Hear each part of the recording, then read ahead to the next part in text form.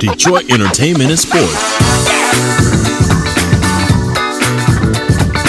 presents Motor City Music, Big 3 in Music, Our Legacy. Come ride down memory lane, Black Bottom, Paradise Valley, 20 Grand in Olympia, jazz, blues, and big band sound, Ford Chrysler GM assembly lines. We cruise to the renowned sound of Motor City Music Detroit. Our history, a Detroit entertainment and sports production. Hey, I want to give you guys a shout out. Detroit Entertainment and Sports. Thank you for all you do. Making me look good, baby. I look at the past, the future, and the present, and I'm with I call a young man that means so much to me. That reason I signed with the Tiger, Mr. Jake Wood. My dad let me skip school to see him play 1961, April 11th. But then I see all the past before me and the futures, the young people. But my heart is about fans, and I learned the commitment that I made my dad when I signed my first contract.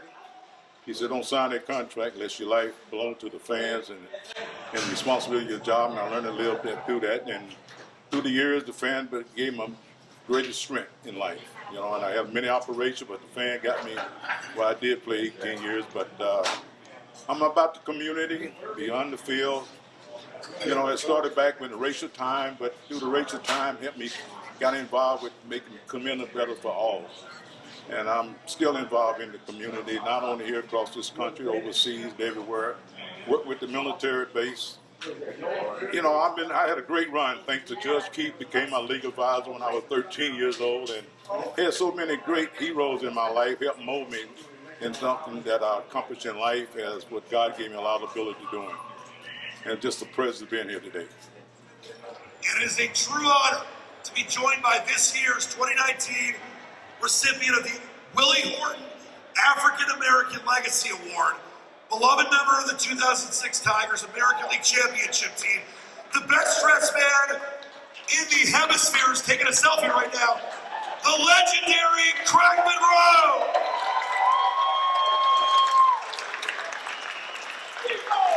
I know about that. See, here come the Tigers. Here comes Simo. The Tigers. How you guys doing? Good. Glad y'all came. Thank you guys for stopping by and hanging out with me today. Dan Lynch, what's up, buddy? Well, it's great to see you. I feel a little underdressed here. I wore the same color. Yeah, we look good. My suit's at home, so I gotta go get it. I'm turning the tables on you because now you're the big-time broadcaster, and you get a chance to sit back and answer some questions here. Let's do it. Well, I want to ask you first about what this great, amazing weekend, and what you're, I know, honored to be receiving the Willie Horton African American Legacy Award. What does this mean to you, Craig? It's a big deal. It really is. I think because of the relationship that I built with Willie Horton when I first got to Detroit, to be able to walk into the clubhouse and to see such a pioneer and a Detroit raised and owned. I mean, he's Detroit's through and through. And I think he's the definition, really of what it means to be a Tiger. Hard work, sweat, blood, and tears. And he does it right here in the middle of Detroit. What is it? Begin from Willie Horton, as we know. And yeah. We talked to Willie when we did the 68th anniversary last year. To know you've got a guy that not just was a great player, but so important to helping this city heal after the ride to the 68 World Series. And then to know the impact you've had, and we're going to get to your broadcasting incredibleness in a minute here, but to know that you're part of this amazing lineage, Chet Levin and so many other great Tigers have been awarded this. That's got to be something that you can, you got your beautiful kids here and wife. Yes. To be able to show them and keep this going for the future, is that a really important thing? It really is. And I got a phone call and a text message from Torrey Hunter, who received this award. And I think we all love Torrey Hunter and what he meant to the game. He's more of like, he's a big brother to me. Oh, yeah. And when he texted me, he said that he couldn't be more proud that I'm receiving this award, and it's well deserved. And it just kind of chokes you up a little bit because you know how important he is to me. You know how important Willie Horton is to him. And then again, putting on that old English D, I think puts us all together. Before we get into anything else, and you know this obviously firsthand, playing here, but also doing TV for FST and what you mean to these fans. When you look at this fan base that we have, even in a tough year, look at the fans. People are waving. Everyone's saying, when you look at this fan base and what this team and just baseball means to them, to be a part of that as a player and now as a broadcaster, what's that like for you? Well, I always go back to 2003, Leachy, when we won the brink of breaking the record, having the worst season ever in Major League history. And the Tiger fans made us feel like it was a playoff game down the stretch. They showed up, they were loud, they didn't want us to break that record. And I think because of that support, because of them getting behind us, really propelled us, it pushed us to get over that hump. And we were able to not break the record. And then 3 years later, with the helms of Jim Leland, go to the World Series. And I want to get into 06 again in a minute here, but I got to talk to you about your first ever Major League game. Yeah. You remember this, July 29th, 2001, first Major League game, long ball in a 2-0 run, and a 2-0 win. That had to be pretty special. It was special because I had gotten a chance to visit the ballpark in Arlington when I was 12 years old. And I remember around the field, 6th inning, I went over to my dad. His name is Buck Hunter, and I basically told him, I said, Dad, I'm going to play out there one day. And the fact that I got an opportunity to live that dream out, I played my first game, July the 29th, in right field at the ballpark in Arlington. So that, for me, says it all. I mean, it doesn't get any better than banging out a home run in your first game. You guys win 2-0. Yeah. I also wrote the home run. Jason Tyner played for the Tampa Bay Devil Rays. And I remember Rick Helen was pitching a gem. I mean, he was absolutely dealing. And there was a ball hit to right field. And I go back and I'm thinking, I'm not going to be able to catch it. Look at the wall, I find the wall, okay, keep going. And then all of a sudden, now you got to use your athleticism. I go up and I make a play, and everybody, I mean, the whole stand, the whole crowd went crazy. I had about 150-something family members there. You want to talk about living? Oh boy, I was living that day. Before we celebrate the freedom most Americans have, we must fight for the freedom all Americans deserve. Because all lives can't matter until Black lives matter.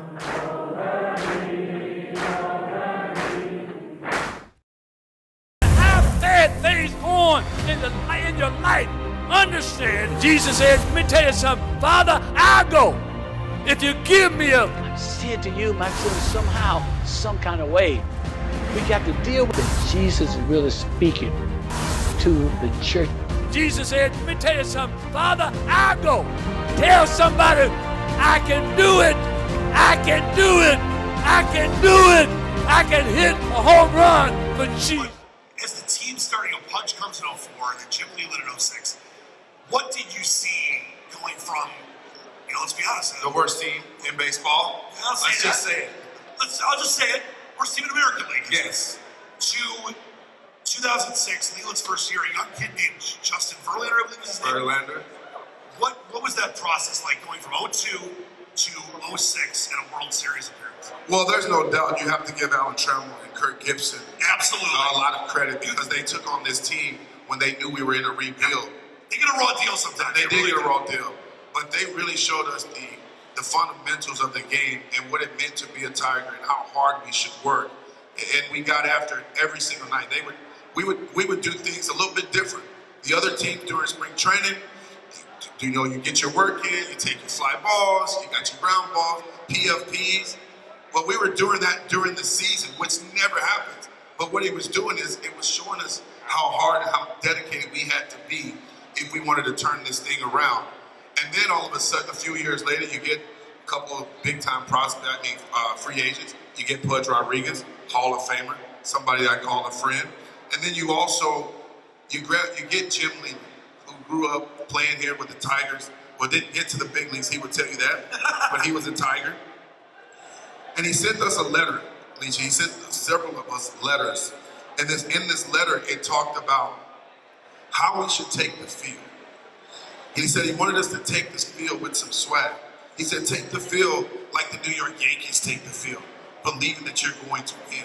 How about he just kept going on, the Boston Red Sox. He talked about all these franchises that have won World Series, that have, turned the corner and became what they are still to this day. And I think a lot of us just kind of embodied that. We took that on. And he started to tell us that that's how the Tigers are going to take the field. And it started in spring training. And we just kept getting after it. And then all of a sudden you look to your right and your brother's there and you start believing in it. And then he started to tell us that he's not going to treat any of us different. He's going to treat all of us the same. And he makes a joke. He said the only time we'll be treated different was on the 1st and the 15th. Mind y'all, that's when we got our checks. Because everybody's check might be a little different. There's some big ones, there's some small. Yeah, absolutely. More taxes on the bigger ones. Way more taxes on the big ones. But that's when it really started. It started with Jim Leland. He really, he changed the culture. But it started with Alex Trammell and Kurt Gibson. I appreciate you bringing that up. I mean, as you mentioned, they do get a raw deal. When you have a team you take it over that, it doesn't have the kind of talent that it needs, that is what sets up what you guys got with Jim Leland and everything else. Well, you have to believe in guys. And Alan Trammell took some young players. Some of us are long-time minor leaguers. I played in minor leagues 6-7 years, fought to get to the big leagues. You had guys like Marcus Thames. Brandon Inge was a homegrown player, but he had his struggles. But Trammell and Gibby, man, they just continue to push positivity. They continue to believe in you. And I think that's where it starts. When you have managers, you have an organization that believes in you and they give you an opportunity, and then it's up to you to determine what happens with that opportunity. You mentioned that swag, by the way, which we know is never an issue for this guy. I got to ask you this, though. What up? This is the best-dressed TV personality in the hemisphere. Let's talk about 06 for you, a huge year. I want to take you back. You love July with home runs. July 1906. Remember Javi Vasquez, White Sox, grand slam. Yeah. In a big 5-2 win. At the time, you guys were the White Sox were kind of in a battle for the American League Central. And I know you've called this by far the biggest home run you've ever hit. Is that one of those moments where you're like, you knew in 06 you guys were special? Or was that when maybe you personally are like, you know what? This team's going to the World Series? Well, it was all season long. We kind of felt like it because we rolled off like 8 in a row. We're thinking, man, this is different. The fans are here more. They're loud. They're cheering. We're making Comerica Park jump. It was going. It was loud. The energy was crazy. The energy was crazy. But what made that at bat to me so special was it was probably one of the longest at bats I've had at the major league level. It was a 14-pitch at bat. It's like a Dave Berman at bat. I was grinding out that at bat against Javi Vasquez. I think he threw me the kitchen sink. Fastball, breaking ball, changeups. In, out, up, down, and I had to make adjustments. I was fouling off some good pitches. And then he threw a changeup, and I wasn't looking for it. But because I had seen so many pitches in that at bat, I adjusted on the fly. And yeah, when the ball left the bat, I knew right away that it was a home run. What's that feel like when you and it's going, and it's a grand slam, and it's a huge game? What does that feel like? You don't feel it. My nephew Warren's right there. He's 8. He goes to the cages. So I gotta get some lessons for free. For free? I got you. I got it. I was gonna pay a little. No. You don't have to. But we all dream of that moment. To be able to do that, I know it's hard to quantify it for the average human. What's that feel like? You really don't think about it because you're in the moment. You kind of block out the noise around you. As many, 40,000, 35,000 people in the stands. But it's when you get in that batter's box, it's just you against him. And you forget about the atmosphere, you forget about where you're at, and then all of a sudden the pitch comes in and you do what you've done throughout your whole life, your whole career, but then the ball hits the bat and you see the flight of the ball and it's just like, now all of a sudden everything comes, it's almost like you wake up and you're like, there's 35,000 people here, they're going crazy right now, and for 14 seconds, you have to cruise around the bases and take it all in. Pretty awesome. A nice little jog, right? Well, yeah, just a little bit, little pimp job. I can just imagine one of your amazing excuses, running around the bases, coming on home. Having a good time. 06, huge year for you. Led the team in 28 homers, second with 92 ribbies. You hit 5 in the postseason too. As you guys got closer and closer to the division, and obviously getting into the playoffs and getting to the World Series. And I want to take you to one moment first. When Mags hits that walk-off here in Comerica, what's going through your mind? It's one of the most special moments. There's a whole lot that goes into Mags hitting that home run, though. I think it might have been 2 outs, Kept the rally going, hit a base hit to left field. But right behind me, Placido Polanco put together an amazing at-bat. I mean, he grinded out this bat. He ended up working the count. He fell behind the count, I believe, 2-0-2, and he kept grinding it out, fouling off pitches, worked the count to like 3-2, ends up getting a big walk, and it did. It set the stage for Maglio to come up big against Houston Street to hit that home run. Good pitcher. But it was the story of our season. You just didn't know what guy was going to get it done on any given night. We felt that confident in every player when the game was on the line. We had this feeling. It didn't have to be me. There was no selfishness on this team. We believed the guy that was in the batter's box was going to get it done. Or the guy that came in from that bullpen, Joel Zamayas, the Todd Jones. You just felt like this is magical. This is a magical season. This is supposed to happen. And how about 2003, 2006, restoring the roar here in Detroit. Oh, they restored it all right, didn't they? No doubt. When you know you're going to the World Series and it's early in your career, you've been in the bigs for, 5 years at the time, to know you're going to the World Series, what was that night like? I'm sure it was pretty late. Oh, it was late. We partied. Some of the other guys, I know there were some things we can't get into. What was that night like to know you are the American League champions, a decade of losing in Detroit? You mentioned the AL record, yes. 119 losses, 3 years earlier. What was that night like? The thing I remember most is being in the clubhouse and celebrating with the guys that have been here for a long time, guys that Bobby Higgins, the guys that were like here, they came back to celebrate with us. They went through 20 years so of losing, and to be able to turn around and to share that moment with those 25 guys plus the coaches when we set this goal during spring training. And Leland wanted to make sure that if that wasn't your goal and if that's not what you want, then you're in the wrong clubhouse. And so to finally see it come to fruition, oh man, I don't think you really can describe it in the words.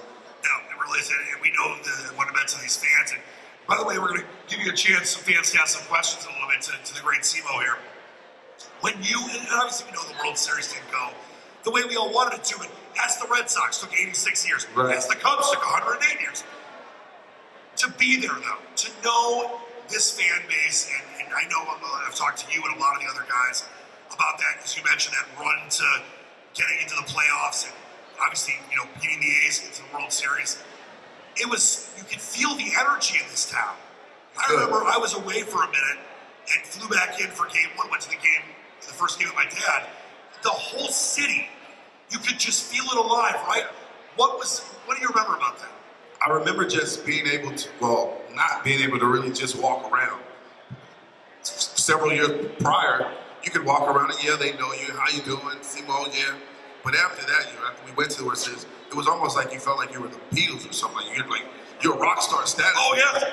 Everybody was going crazy. We came back and I remember going to the Lions game, and everybody was, herding into the game or coming out of the game, and I was in the middle of a storm, I feel like, and I was like, people tugging me and going crazy, and I'm like, man, you talk about living life in the big leagues, having a chance to play in the World Series, hit some home runs. Leachy, it doesn't get any better, man. This moment and being here and you guys coming to support, my brother's back there, Jordan. Where's my brother? There he is, Jordan. It's just something that I am truly honored and blessed to have had the career and to have it here in Detroit, because I feel the love everywhere I go. I feel it. Can we give some more love to Simo? And this is a special day. Willie Horton, African American legacy, where you are receiving 7.7% of the major leagues have African American players now. It's down from almost 20% in previous decades. Is it a problem? Is there something that can be done to fix it? Is it about continuing to get the game? Like, you rep the game of baseball so beautifully. And a lot of people in the business do, and a lot of former players do. What can we do to get more? Well, I think at times, guys, they put you in a box, and they want everybody to do things the exact same way. Well, that's not how we were raised. I'm different than you. You grew up different than me. That's just the way of the world. And I think so many times as baseball, We want to put everybody in the box. And that's where I think we're losing a lot of the black kids. Well, when you go to a football game, they embrace the hip-hop culture. You talk about basketball, you go to the Pistons, you go to the LCA. During the game, they're playing the hip-hop music, the concerts. So I just think that it's a culture thing, too. Everybody talks about the money and, oh, well, baseball's expensive. Well, I believe every sport's expensive to play, especially now when you look at all the organizations that are being built, the academies. I mean, it costs you travel ball. It costs to play the sport. But I think if you focus more on the love, and that's the message that I send to the black players, like the love of the game, you know, to be committed to understanding that sports it teaches you how, like, it teaches you about life. It teaches you how to fail and how to get knocked down, but get back up. That's what I think baseball represents for me. It taught me about life. When you fail so much and you can get yourself back, keep picking yourself back up, it builds character and it makes a great person, I believe. That is a beautiful message. Let's get a hand for that. All right, we got a question over here for the great Simo.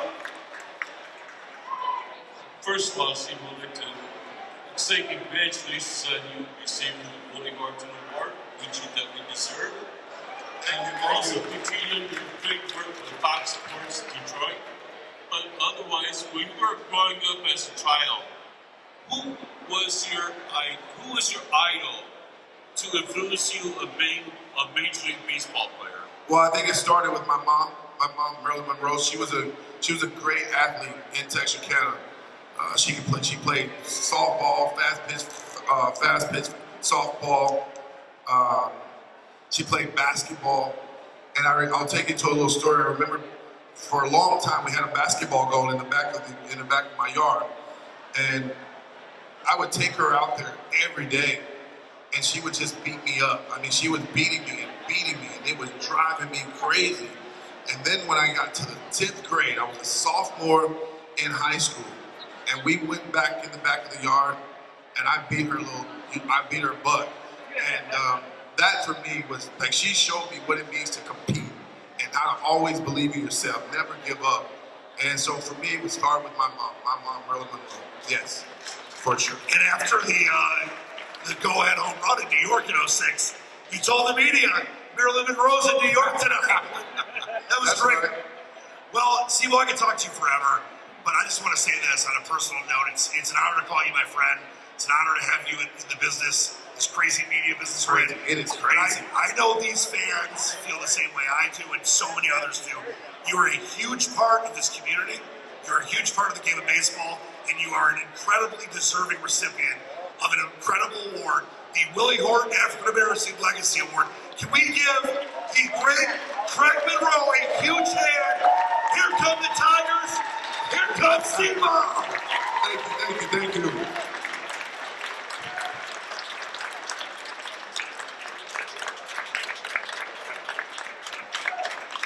Ladies and gentlemen, welcome to the Detroit Tigers' 70th Annual Negroes League Weekend Celebration, sponsored by Comerica Bank. Now we ask you please direct your attention to the field for a special tribute to a key player, one of the most memorable teams in Tigers history, hosted this afternoon by a radio play-by-play voice of the Tigers, Mr. Dan Dickerson.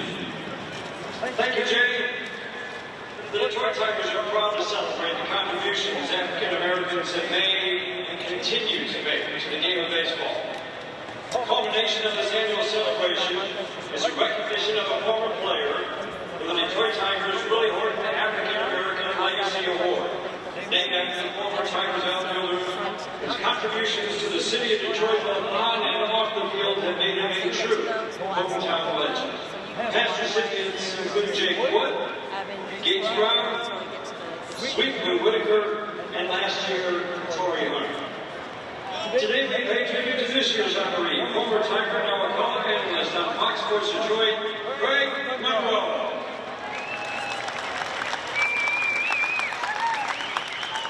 Have bad things going in your life. Understand, Jesus said, let me tell you something, Father, I'll go. If you give me a... I say it to you, Maxim, somehow, some kind of way, we got to deal with it. Jesus is really speaking to the church. Jesus said, let me tell you something. Father, I'll go.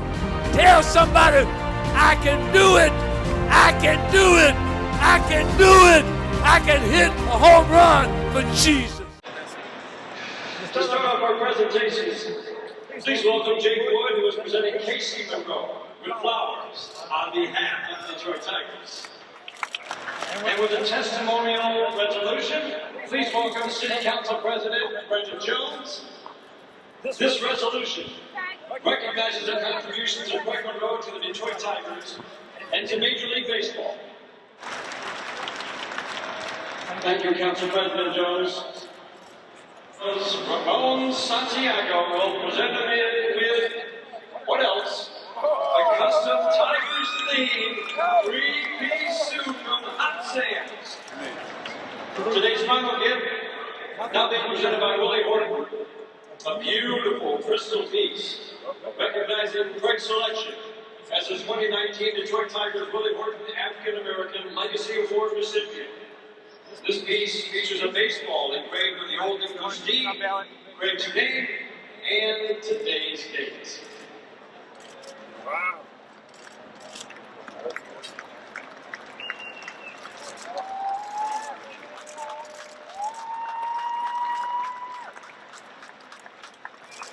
Oh. Thanks again. Hello, Tiger fans. Good afternoon. This is really something special. It's truly a tremendous honor for me to receive the Willie Horton African American Legacy Award. My pops, Willie Horton, is a legend. He's the heart and soul of what Detroit stands for. This award means so much to me and my family, my friends. And I wanted to acknowledge and thank the Negro League players and Mr. Horton, who were the true pioneers, who had courage to set a path for African American players like myself, and so many other players to play this great game, a game that I love. You know, when I first received this award, I thought they wanted me to present the award. It didn't dawn on me. No, I was actually getting the award. And like you guys already know, I became very emotional.